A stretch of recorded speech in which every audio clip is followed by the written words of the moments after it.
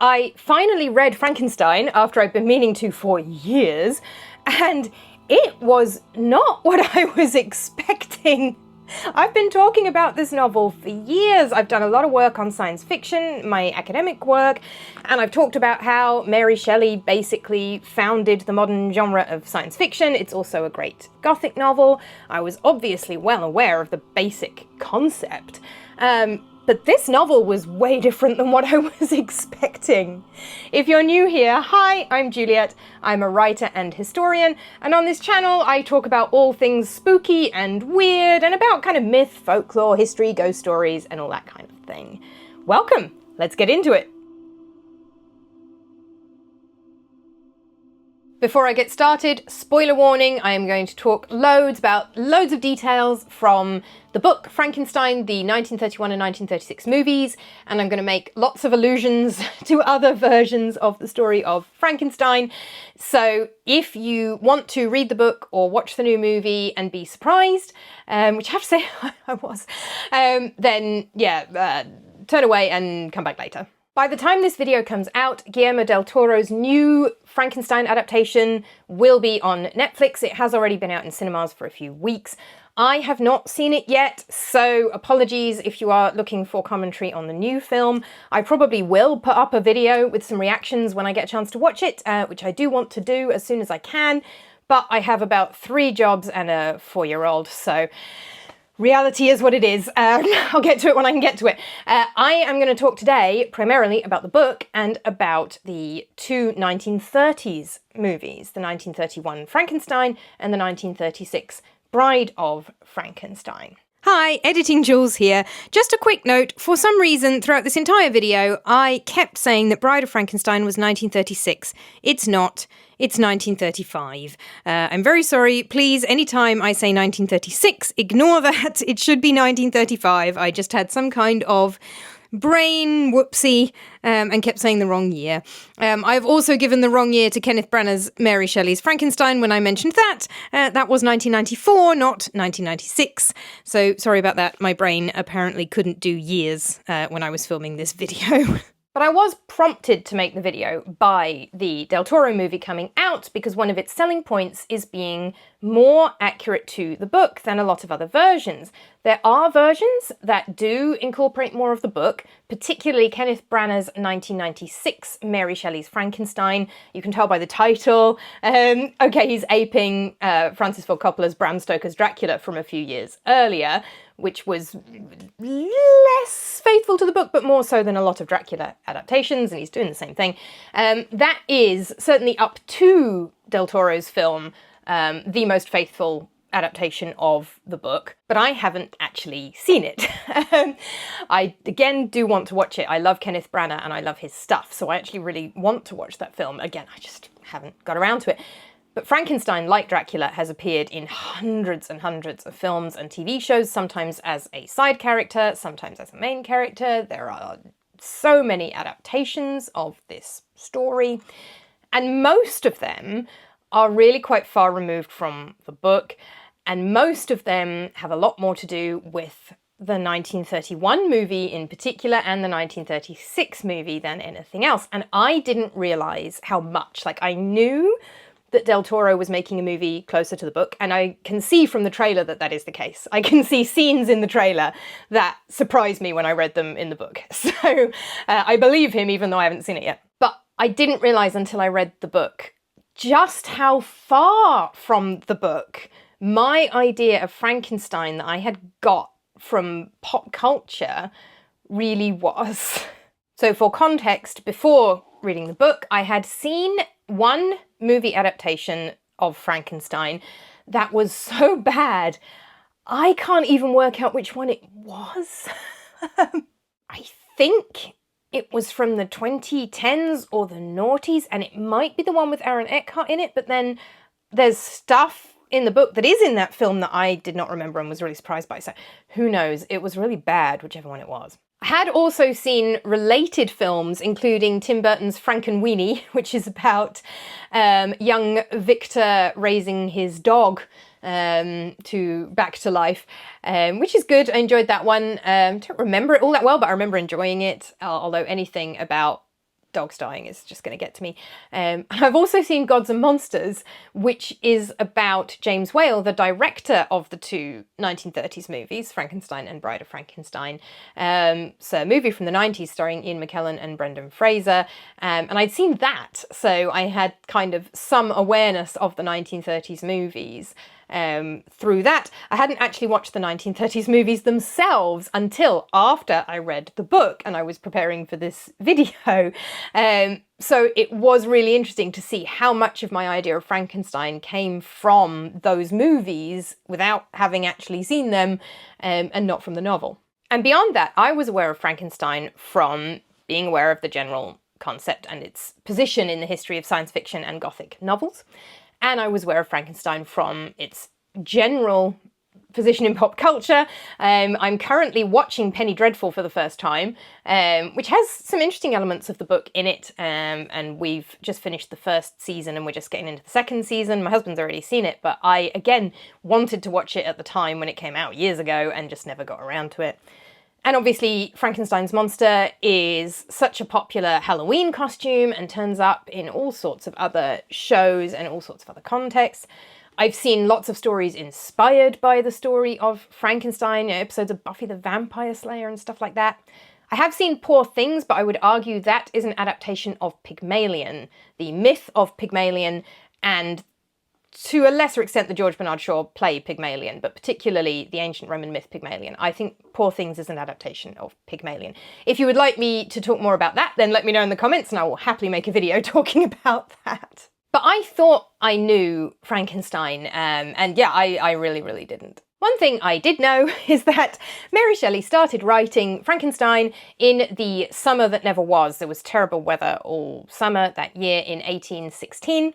When Lord Byron challenged his friends to write a ghost story. The friends being Mary Shelley, her husband Percy Bysshe Shelley, and their friend John Polidori. John Polidori wrote a short story called The Vampire, which is also a very important kind of founding piece of vampire literature, not like the very first, but really important in kind of the history of vampire stories. Shelley and Byron wrote kind of fragmentary bits and pieces, which if you buy this copy of Frankenstein, which is the Penguin Classics one, they're included. Shelley and Byron's contributions are included in the back, and Polidori's. And Mary Shelley started to write Frankenstein, which is obviously a long novel. Interestingly, I kind of had the impression that she got the idea on like one night, which I think is just from Doctor Who, which did an episode about the evening that gives her the idea for Frankenstein, and in Doctor Who it's like a Cyberman, obviously. It's a really, really, really good episode called The Haunting of Villa Diodati. Anyway, actually she explains it took her ages to come up with the idea. She kept trying to think of a story. Byron had said, oh, let's all write a ghost story, and she just could not think of one, and then she had a nightmare, and that gave her the idea for Frankenstein. It was published anonymously in 3 volumes in 1818, then a 2-volume version came out in 1823, and that version had the name Mary Wollstonecraft Shelley on it. So Mary Wollstonecraft, the elder, was Mary Shelley's mother. She had died shortly after giving birth to Mary Shelley. The details of that are a horror story in themselves. And Mary Wollstonecraft was a very, very famous feminist writer and thinker and philosopher. So the name Mary Wollstonecraft Shelley is a way of acknowledging the connection with her mother, Mary Wollstonecraft. Although she never knew her, she knew her writings, she knew her ideas, and that allowed her to kind of acknowledge that connection to her quite famous mother. Her father was pretty famous as well. William Godwin was a very famous kind of philosopher and thinker too. But that allowed her to emphasise that connection with her mother, while also using what was, because we are in the 19th century, her legal name, which is Mary Shelley, because she was married to Percy Bysshe Shelley, and acknowledging her connection with Shelley, Percy Shelley as well, who was, of course, again, a very famous poet. There had been a French version in 1821 that credited Madame Shelley, but she's obviously wanting to use her actual name and acknowledge her relationship with Percy Shelley, but without implying that this is only of interest because she's his wife. And ever since these editions came out with her name on them, some people have tried to suggest that at actually Percy Shelley wrote it, or like he was a contributor, or he like really helped her and wrote loads of it. She said herself in the preface to the next edition in 1831, she said he wrote, there's a preface which talks about some of the kind of science, I put inverted commas around the science, but the sort of science behind the idea. And there is a poem that he wrote in there, and everything else is her. And she said that outright, like, yeah, he had a look over it like a beta reader or an editor, which is completely normal for any novelist to do. Nobody usually says, oh, well, your beta reader needs credit, or your editor. I mean, editors get some credit, but they're not credited as the author. But no, in this specific case, there is a constant kind of battle to assert her authorship. So I suspect that that is also part of the reason if this French version came out with just Mrs. Shelley on it. She wants to make sure that, yes, Shelley is her surname, and of course her husband is a major influence on her writing. He's also a writer, a poet, but he didn't write it, she did. So the final version was a 1-volume edition that came out in 1831, and she wrote an introduction explaining how she came up with the story and kind of talking about the genesis of the story that went with that edition. Interestingly, the 1931 film Frankenstein says that it is based on the novel by Mrs. Percy B. Shelley, which is the typical way of referring to a woman in this period, but is very clearly not how Mary Shelley wanted to be referred to. The 1931 film is far less close to the novel than the 1936 film. The 1936 sequel, Bride of Frankenstein, takes a lot of elements from the novel. The 1931 film is the one that is really quite distant from it and is responsible for a lot of my preconceptions of Frankenstein. And the 1931 film is actually only indirectly based on the novel. It's actually based on a play called Frankenstein, An Adventure in the Macabre by Peggy Webling. So I find that really interesting. Not only is it not actually directly based on the novel, so a lot of the changes have come from the play. And of course, a play has to make a lot of changes just to fit on the stage, apart from anything else. The novel Frankenstein travels all over Europe and into the Arctic. You can't do that on a stage. So that's partly why this incredibly influential version is so different. It's one of the reasons. But I also thought that was really interesting that the novel got credited to Mrs. Percy B. Shelley, which is just not how Mary Shelley referred to herself in those 1823 and 1831 publications. The sequel, Bride of Frankenstein, which is based directly on the novel, says it's inspired by the novel by Mary Wollstonecraft Shelley. It gives her the title, the name that she put on her novel in those second and third editions. So here are a few things that surprised me in the novel because my view of Frankenstein had been so influenced by the general ideas in pop culture that come ultimately from the 1931 film. First of all, Frankenstein's monster or creature is not incoherent. That was a surprise to me. In fact, in the novel, the creature is dangerously eloquent. Frankenstein warns his sea captain friend Walton that the creature will, charm him and kind of talk him into things. It's almost like Gandalf warning the Fellowship about the voice of Saruman. It's so different. Now, the novel has this lengthy sequence that explains how the creature learned to speak and read and write. And this is something that I think from the trailer might actually be in Del Toro's film. There's versions of it in other things. Penny Dreadful and the 1936 film have kind of elements of it, but I haven't seen anything adapt this sequence more fully. Kenneth Branagh's probably does. I haven't seen that one yet. But there's this whole sequence where the creature spends months and months and months kind of hiding in an old outbuilding next to a cottage and watching the people living in the cottage who are French speakers, who are in exile for various reasons. There's a blind old man and his 2 children. Then they have a friend come to stay with them who is Arabic, and be warned, there's some racism in there, which is not very surprising. But she comes to stay with them and they teach her to read and write French, which means the creature, kind of watching through this little peephole, is able to learn to read and write French as well. So Mary Shelley has really thought quite carefully about how she's going to explain that the creature has learned to speak and read and write, because another thing that surprised me in the novel is that as soon as the creature wakes, Victor Frankenstein just disappears. He runs away, takes one look at the creature and runs off. It's like, that really surprised me. Again, that does happen in various versions. I think the National Theatre play that happens. Yet there are versions of this story where that happens, but I hadn't seen one of those at the time I read the book. And it was just so weird, and Frankenstein is so unlikable. Especially in the first half of the book. I found Frankenstein became more likable through the second part of the book. I felt like as time went on and he's kind of trying his best in the situation he's ended up in, and like nothing he does seems to be quite right, and he starts thinking about other people. He starts thinking about, if he creates a second creature, is that going to be dangerous to like the world in general? Like, he ends up quite self-sacrificing towards the end. Stupid, because when the creature says that he's going to come after him on his wedding night, I mean, what did he think he meant? But more well-intentioned, whereas early on, he's really unlikable. He just keeps disappearing off, abandoning his friends and family because of this project he's completely obsessed with, of bringing this creature to life.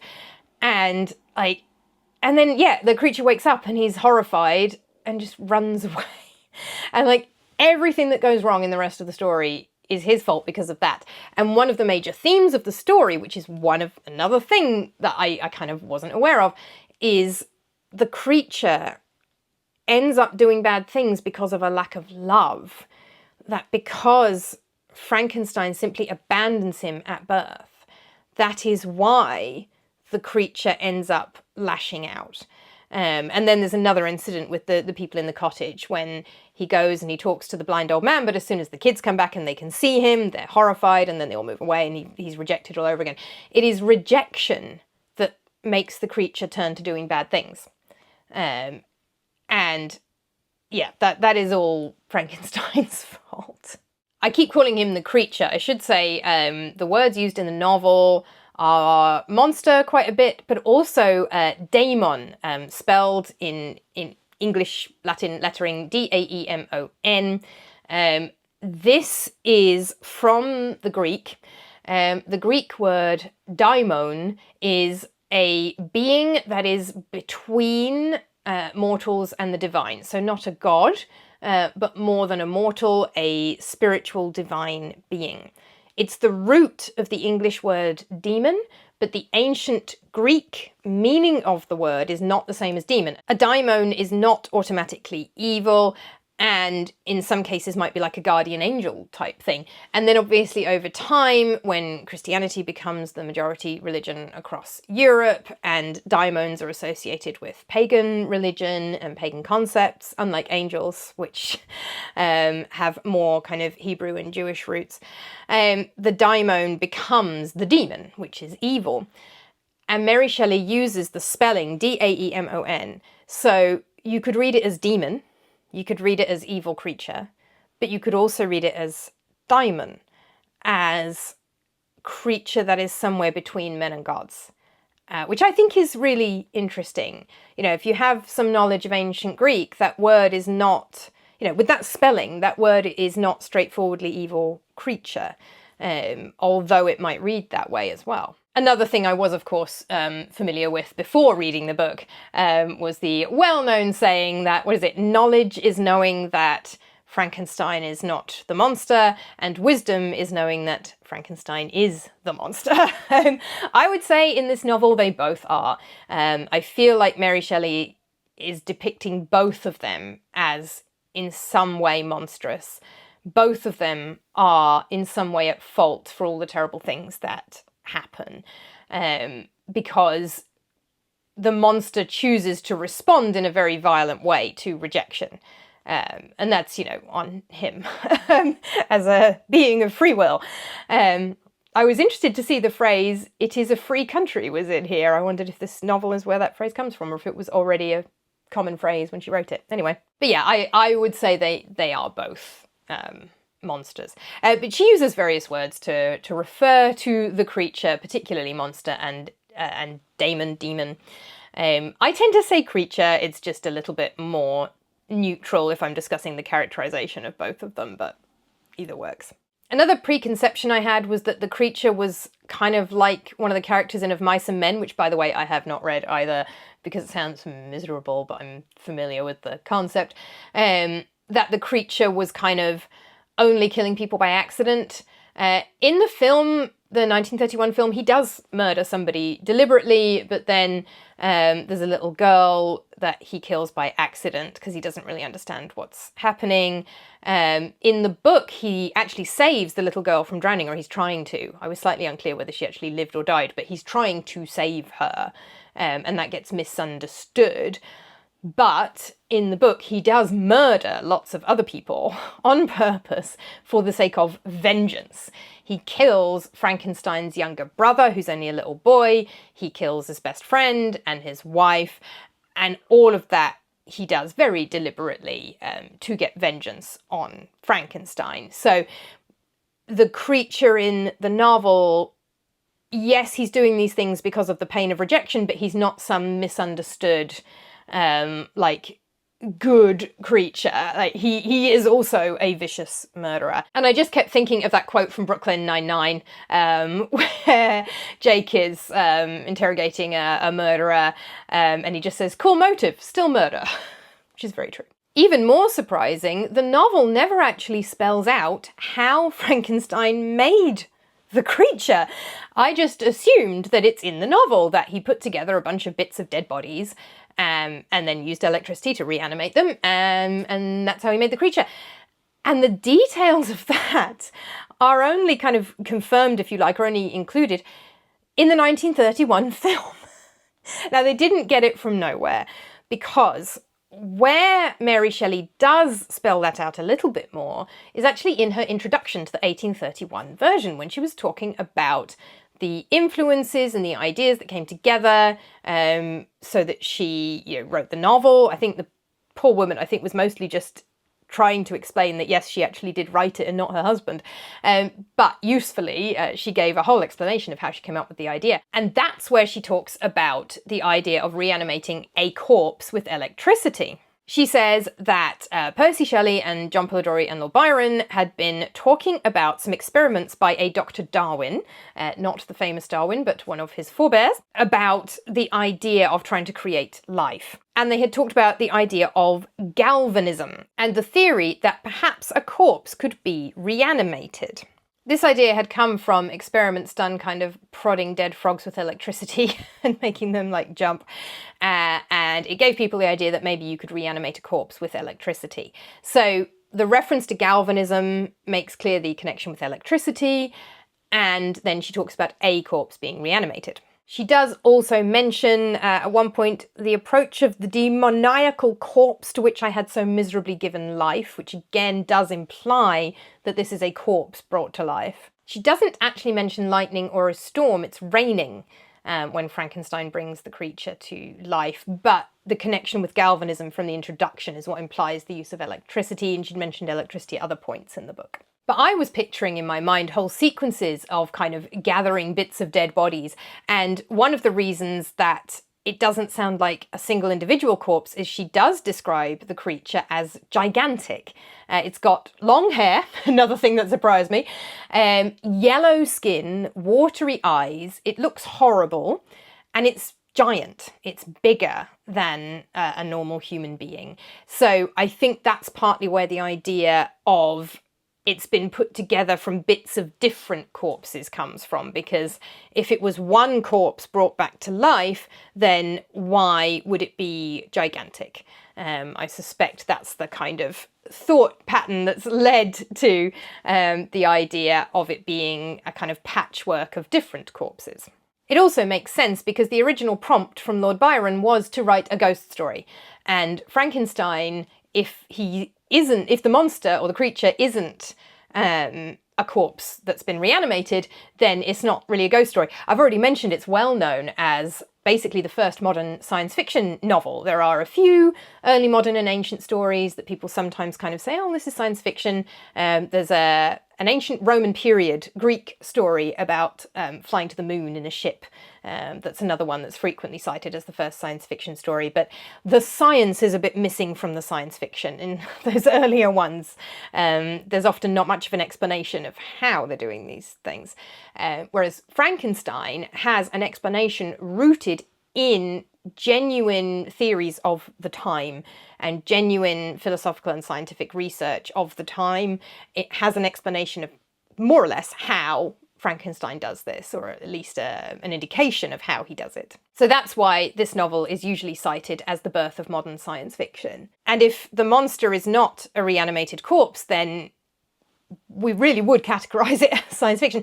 It's not clear how it would have any connection to the idea of writing a ghost story if Victor Frankenstein has made the creature rather than reanimating a corpse. So that's another reason for assuming that that's what's happening. The other thing that surprised me in the book is the framing sequence in the Arctic, which I hadn't yet seen the trailer for Del Toro's movie. I hadn't seen Branagh's version. I think the terrible version that I saw actually did have the Arctic in it, if it was the Aaron Eckhart version.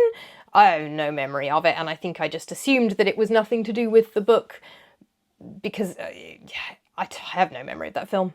It was so bad. All I remember is an ending in like a building with like a drop. I don't know. I don't recommend that version, unfortunately. But the book actually starts, first of all, with letters. I knew Dracula was an epistolary novel and was written entirely in the form of people writing letters to each other. I did not know that Frankenstein has a framing sequence that is also letters. Now, most of the novel is not really epistolary. Most of the novel is Frankenstein has met this sea captain, Walton, who's rescued him from the Arctic Ocean. And Walton writes to his sister, and Frankenstein has told his life story to Walton. Walton has written it down and sent it to his sister. So the text of most of the novel is the story of Frankenstein as written down by Walton and sent to his sister in a letter. But there are letters between Walton and his sister at the beginning and at the end of the novel, which I guess is maybe part of Stoker's inspiration. It was quite popular at the time. Pride and Prejudice, which obviously written around the same time as Frankenstein a few years earlier. Pride and Prejudice was originally an epistolary novel. A letter novel. It was originally written in the form of letters back in the 1790s when Jane Austen first drafted it, so it was quite a popular format at the time. And Captain Walton is on an expedition to try to sail to the North Pole. He has some similarities with Frankenstein in that he has this huge ambition, but it is causing danger to himself and the people around him, and those similarities are very specifically drawn between their characters. So the opening is Walton seeing the creature whiz past on a sledge across the ice, and then finding Frankenstein floating on another bit of ice and rescuing Frankenstein and then looking after him. And then the ending of the novel was a bit anticlimactic. That was another surprise. Frankenstein just dies of just general ill health. And then the creature turns up and goes, oh, he's dead. And then the creature volunteers to go and end his own life. He says he shouldn't have been created and he's going to go off to the North Pole and sort of bury himself.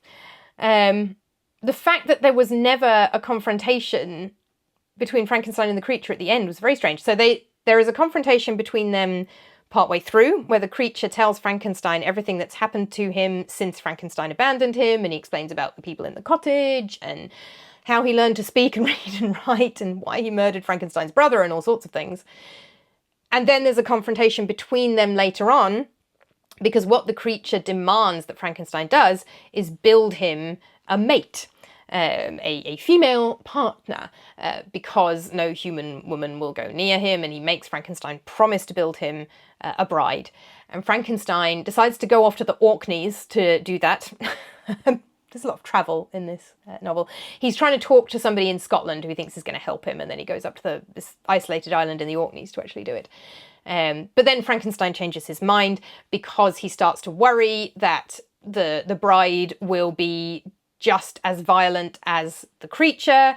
He also mentions like they might even hate each other, and the creature has agreed that they're going to go off to South America and not trouble human beings, because I think 19th century British people clearly thought there were no human beings in South America, at least.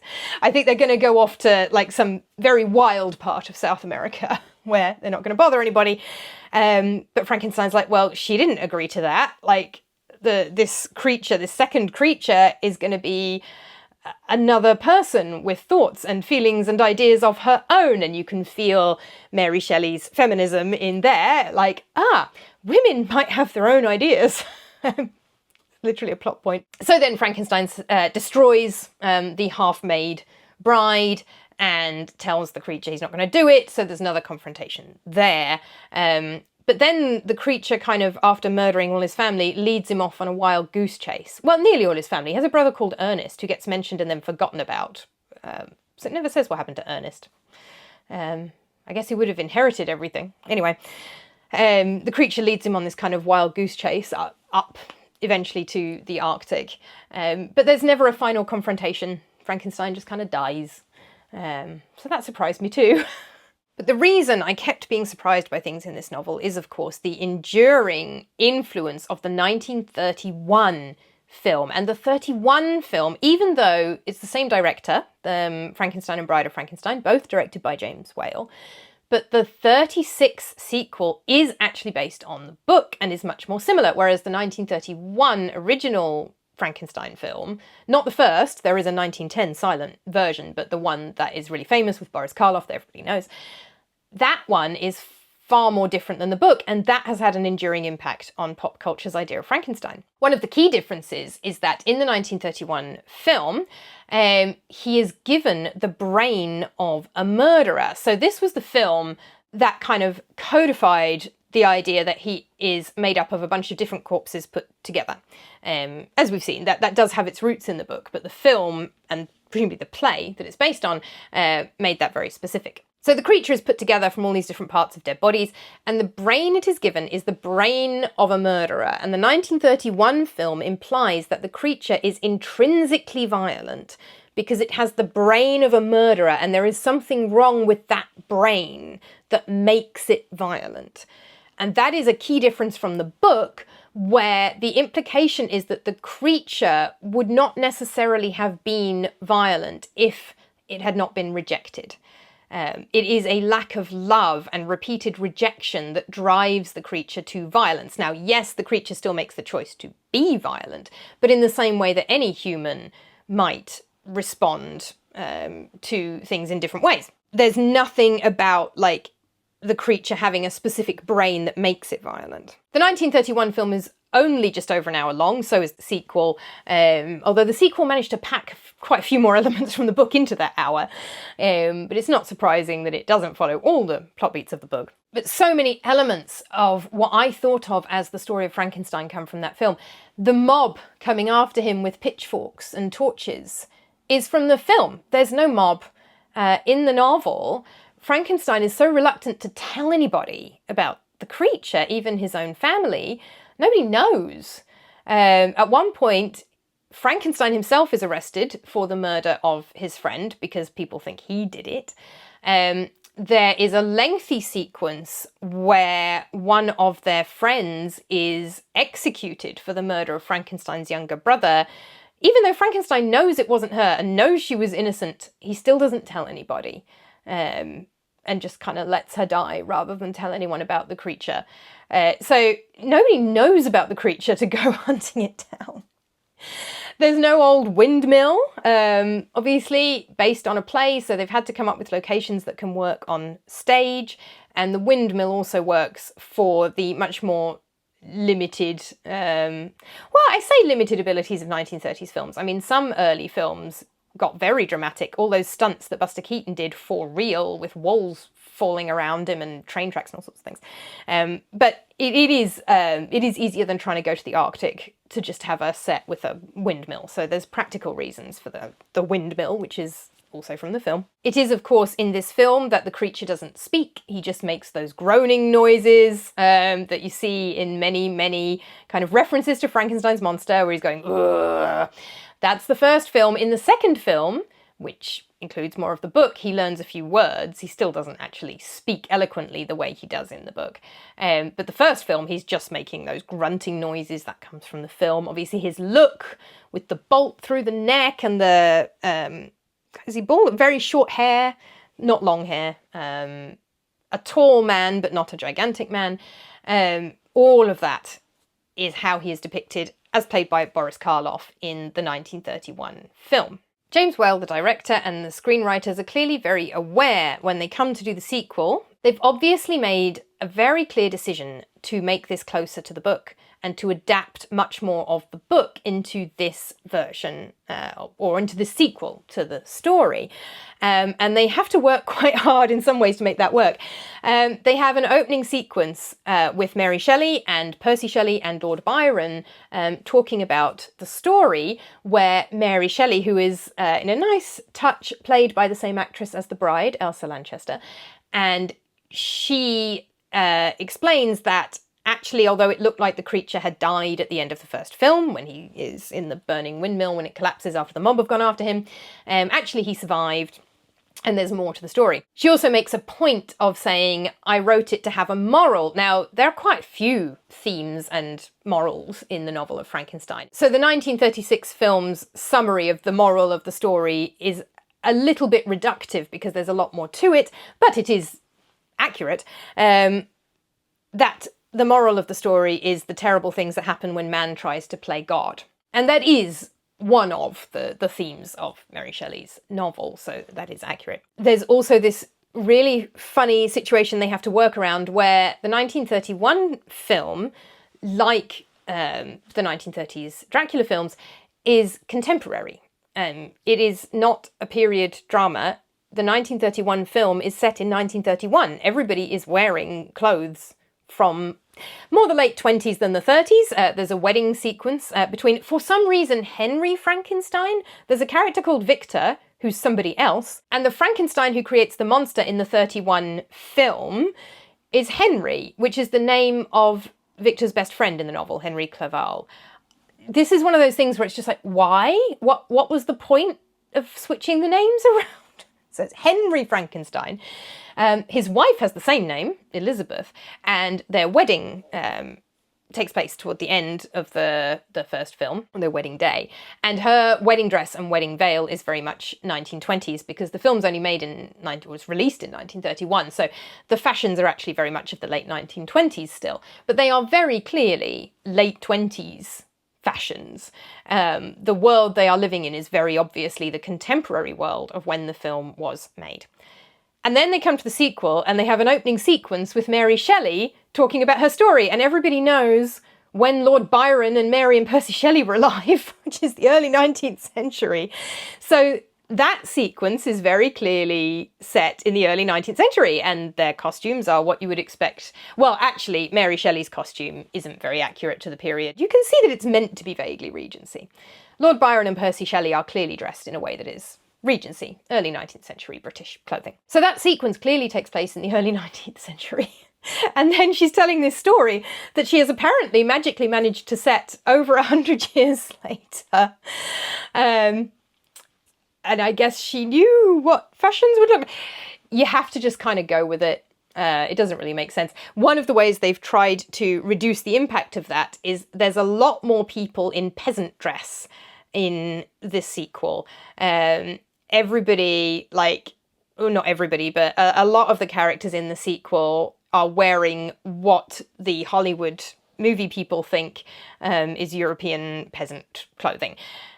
Not accurate, but what they think it is, which is therefore more old-fashioned and less obviously 20th century. And I think part of the reason for doing that, other than the demands of the story, is because it makes it less obvious that you've got a framing device with the author in the Regency period and then a story set 100 years later. So this sequel actually does adapt various elements of the novel. The bride herself is hardly in it. She is not awakened until the very end. It's a film of an hour and a few minutes, and it's about an hour in before she wakes up. But in the book, the bride never gets awakened at all. So that does kind of make sense. Frankenstein refuses to finish her in the book, and he chops her up and chucks her in the sea. Although if we assume that this is made up of kind of collection of corpses, then that kind of makes sense. Interestingly, the movie sort of implied that the bride is more one corpse. This is partly because the culmination of the film is that the bride rejects the creature. And presumably part of what they wanted to do was have her be less monstrous looking, although she does have lots of stitches all over her, and of course she's got her mad electricity hair. But they obviously wanted her to look less monstrous than him, so that her rejection of him made more sense. The creature in this film is less malicious than either the 31 film or the novel. He does kill somebody on a rooftop at the climax, but he is much less murderous than either version. Either because of a murderer's brain or because of rejection, he's much more misunderstood and much less violent. And there is a sequence with a blind hermit that is clearly adapting the sequence with the people in the cottage from the book. So again, the film is very short, so it's stripped out the blind man's children and the whole story with their Arabic friend and all the learning to read and write. But the blind hermit in the film does teach the creature some words. So this is where the creature learns to speak some words, some in English, obviously, in the film. And this is where we get the creature reaching out to people and saying, friend, friend. So he doesn't learn to speak eloquently the way he does in the book, but he does learn some language. And that is very clearly adapting that sequence from the book reasonably closely, especially given the constraints of a 1 hour long film. Frankenstein, Henry here, builds the bride because they're threatening Elizabeth, which again makes sense. In the book, the threat is a bit more vague. He doesn't seem to understand the threat to Elizabeth specifically, but he does understand the creature is threatening everybody he loves if he does not build the bride, so that is directly adapted from the book. The bride's rejection of the creature at the end is also a reflection of Frankenstein suddenly realising, kind of halfway through making her on the Orkneys, that they might hate each other. It's that kind of, oh, hang on, this is going to be a new person with her own thoughts and feelings and ideas, and she might not want this guy. And that is reflected in the movie's climax, where the bride rejects the monster. There are references to alchemy in the film which are not the same as the book, but do reflect some earlier parts of the book, where one of the things that inspires Frankenstein to do this, and that gives him some of the ideas of how, is as a young man, he's very into alchemy. And he talks about the works of Cornelius Agrippa, Albertus Magnus, and Paracelsus, all very famous alchemists. And he eventually rejects alchemy in favour of science, but that's very influential on his early ideas and his desire to create life. The film doesn't do it in the same way, but in Bride of Frankenstein, he is working with this mentor, Dr. Pretorius, who's kind of the bad guy of this film. And Dr. Pretorius has made some homunculi. These are tiny little people in glass jars. This is something that some alchemists in the medieval and early modern periods thought might be possible, that you could make some tiny little person in a glass jar. So there's a whole sequence where Dr. Pretorius shows off these tiny little people that he keeps in jars. There's a king and a queen and a ballerina, and it's all quite weird. But it is a reference to ideas from alchemy. So although it's not the same as the book, it is drawing on some of the ideas of the book. And of course the ending is much closer to the book. Much, much closer, because the ending of this film is that the creature decides that he must destroy himself. He should never have been brought to life. He's going to destroy himself, and in this case, the bride and Dr. Pretorius as well. Obviously, the bride is not awakened in the book, and Dr. Pretorius is a movie-only character, but that is much closer to the spirit of the ending of the novel. Whereas in the first film, he's just killed by an angry mob. The sequel gives the creature essentially his ending from the novel. It doesn't have the North Pole in it, but it is basically the ending the creature has in the novel, where he comes to the conclusion that he simply should not be alive. Frankenstein and Elizabeth do escape with their lives in the film, whereas in the book it was only the completely forgotten brother Ernest who managed to survive. Everybody else died because Frankenstein's father died of grief when all the other people around him kept dying. The movie spares Henry Frankenstein and Elizabeth, but it is much closer. It is a genuine, reasonable adaptation of the book rather than just a completely different story, which in some places the 1931 film feels like. So it is very clear that pop culture's idea of Frankenstein and Frankenstein's monster is very much drawn from the 1931 film, and not even the much closer 1936 film, apart from perhaps the bit of kind of going, friend, that bit gets into pop culture, and certainly not the novel. Now, I would have been less surprised if I had remembered some details from the very bad version I saw, which, as I say, did actually have the Arctic in it. Or if I'd actually managed to watch more of Penny Dreadful, which doesn't adapt it directly. Penny Dreadful doesn't, this is the TV series with Eva Green, doesn't direct any of the stories it deals with directly, but it actually has more of the novel. Has the long hair, creature has long hair, which he does in the novel, and he speaks and reads and writes, and yeah, there's a lot more of the novel in Penny Dreadful, even though it's in a different way. Or if I'd seen Kenneth Branagh's Mary Shelley's Frankenstein, which is also much closer to the novel. So it's partly kind of the fact that I hadn't actually watched all that many versions. I'd watched a really bad one, I'd watched Frankenweenie, and then I'd kind of had a vague pop cultural awareness of the story. So if I had watched other versions, I would have been more aware of elements of the story, like going to the Arctic, and the creature being able to talk and various other things. So it's partly to do with just my exposure to it. But I just think it's really interesting that I was so surprised by so much of the novel. It was not what I was expecting at all. And I thought I was pretty well informed about Frankenstein. Like, I've been talking about it for years. And I really wasn't. So if you haven't read the novel and you haven't seen the Kenneth Branagh film or some of those more accurate adaptations, you might be quite surprised by Del Toro's film if you watch it. Thank you so much for watching. If you enjoyed this video, please do give it a like and tell the algorithm that I make videos about things other than the sitcom Ghosts, much as I love that sitcom. The algorithms got really stuck thinking that's all I talk about. So that would really help me out. If you'd like to support the channel, please do consider buying one of my books. These are available in paperback or ebook from Barnes & Noble, Amazon, Kobo, all the places. This one is the newest, Creepy Classics Haunting Tales for Winter. Is that on screen? Yeah. This is a Christmas collection. This will take you back in time from Regency England through Reformation Scotland, medieval France, all the way back to Viking Age Iceland via King Arthur's Court, which is the cover story, so Gawain and the Green Knight, through Christmases, haunted Christmases. Through time. So this is the perfect time of year to buy this one. Or of course, I have my first two, Creepy Classics, Ghost Stories from Ancient Rome and from Ancient Greece. They are all short story collections retelling historical ghost stories. I will try and post a reaction to Del Toro's film whenever I get a chance to watch it. I understand quite long, I think, and it's hard to fit long films in. Sometimes life gets very busy, but I will try. And until next time, bye! There we go, Loki.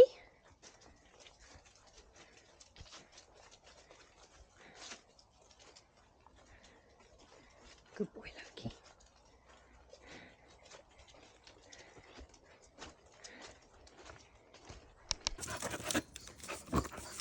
Dad, a good boy.